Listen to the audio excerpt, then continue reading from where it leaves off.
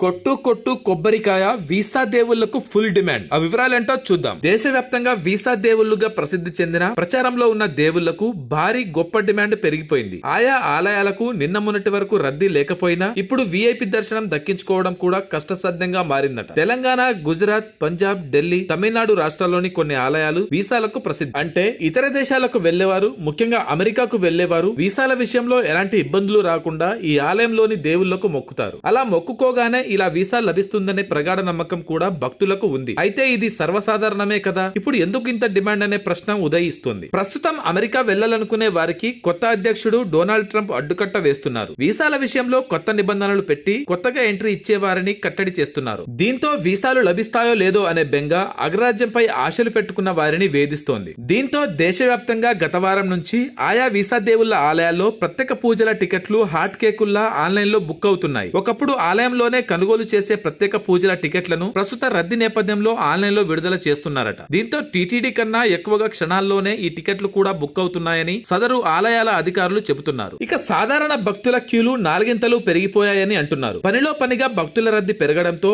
ఆలయాలకు వచ్చే ఆదాయం కూడా ఐదింతలు పెరిగిందని చెబుతున్నారు. ఇంతకీ ఆ వీసా దేవుళ్ల ఆలయాలు ఏమిటంటే తెలంగాణలోని చిలుకూరు బాలాజీ టెంపుల్, తమిళనాడు చెన్నైలోని లక్ష్మీ గణపతి ఆలయం, గుజరాత్ అహ్మదాబాద్ లోని హనుమాన్ గుడి, ఢిల్లీలోని శ్రీ సిద్దిపీఠ్ చమత్కారి హనుమాన్ మందిర్, పంజాబ్ అమృత్సర్ లోని షాహిద్ బాబా నిహాల్ సింగ్ గురుద్వారా. భారతదేశంలో రాష్ట్రాలు ఎన్ని అంటే కనీస జనరల్ నాలెడ్జ్ ఉన్నవారు ఎవరైనా 29 అని చెబుతారు. ఇందులోనూ చిట్ట చివరిగా ఏర్పడిన తెలంగాణ అని కూడా చెబుతారు. ఇక కేంద్ర పాలిత ప్రాంతాలు ఎన్ని అంటే కాస్త ఆలోచిస్తారు. కొన్నేళ్ల వరకు 7 అని చెప్పేవారు, కానీ 5 ఏళ్ల కిందట లద్దాఖ్ కూడా కేంద్ర పాలిత ప్రాంతంగా ఏర్పాటైంది. అంటే భారత్ లోని కేంద్ర పాలిత ప్రాంతాలు 8. భారత పౌరులందరి కోసం దాదాపు 15 ఏళ్ల క్రితం ప్రవేశపెట్టినది ఆధార్ కార్డు. ఇప్పటికే ప్రతి భారతీయుడు దీనిని పొందారు. దేశ పౌరులకు ప్రాథమిక ధృవపత్రంగానూ మారిపోయింది. ప్రభుత్వ పథకాలు, బ్యాంకు రుణాలు వేటికైనా ఆధార్ కీలకమైంది. ఆఖరికి సిమ్ కార్డులు తీసుకోవడానికి ఆధార్ ప్రామాణికమైంది. ఆధార్ లేకపోతే ప్రయోజనాలు పొందలేని పరిస్థితి నెలకొంది. దేశంలోని 29 రాష్ట్రాలకు గాను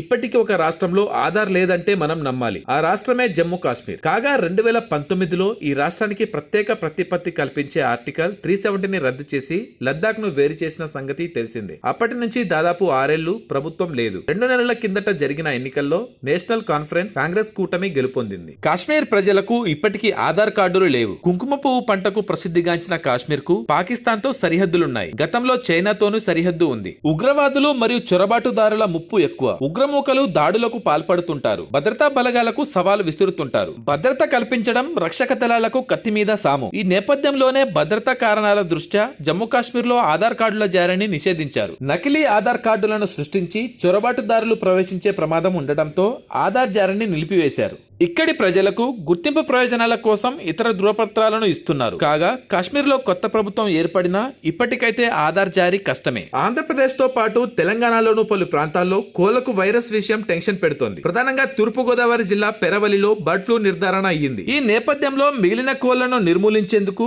ప్రత్యేక బృందాలు ఫ్లూ వ్యాపించిన పౌల్ట్రీ ఫామ్లకు వస్తున్నాయి. ఫ్లూ నిర్ధారణ అయిన పౌల్ట్రీ కోళ్లలో మత్తు ఇచ్చి చనిపోయేలా చేస్తున్నాయి. అనంతరం ఈ కోళ్లను గొయ్యి తీసి పూడ్చిపెడుతున్నారు. ఈ సమయంలో పౌల్ట్రీ పరిశ్రమల వద్దకు చేరుకుంటున్న ప్రత్యేక బృందాలు పీపీఈ కిట్లు ధరించి కోళ్లకు ఎనస్థీసియా ఇస్తున్నారు. ఫలితంగా వైరస్ వ్యాప్తిని అరికట్టేందుకు ప్రత్యేక చర్యలు తీసుకుంటున్నారు. ఈ నేపథ్యంలో తెలంగాణ ప్రభుత్వం కలెక్టర్లకు కీలక ఆదేశాలు జారీ చేసింది. అవును, అటు ఏపీతో పాటు తమ ప్రాంతంలోనూ కోళ్లలో వైరస్ వేగంగా వ్యాపిస్తున్న వేళ తెలంగాణ పశు సంవర్ధక శాఖ అలర్ట్ అయ్యింది. ఈ సందర్భంగా జిల్లా కలెక్టర్లకు ఆదేశాలు జారీ చేసింది. ఈ మేరకు తెలంగాణ పశు సంవర్ధక శాఖ స్పెషల్ చీఫ్ సెక్రటరీ సభాసాచి ఘోష్ ఆదేశాలు జారీ చేశారు. ఇందులో భాగంగా పౌల్ట్రీ రైతులు బయోసెక్యూరిటీ జాగ్రత్తలు తీసుకోవాలని సూచించింది. ఈ సందర్భంగా వైరస్ సోకిన కోళ్లను దూరంగా పూడ్చిపెట్టాలని స్పష్టం చేశారు. వాటిని తరలించే విషయంలో కీలక జాగ్రత్తలు తీసుకోవాలని ఆదేశించారు. మరోపక్క ఈ బర్డ్ ఫ్లూ కారణంగా చికెన్ మార్కెట్ లో అమ్మకాలు పడిపోయాయి. చికెన్ రేటు కేజీ 30 రూపాయలకు పైగా తగ్గిపోయిందని అంటున్నారు. మరోపక్క బర్డ్ ఫ్లూ నేపథ్యంలో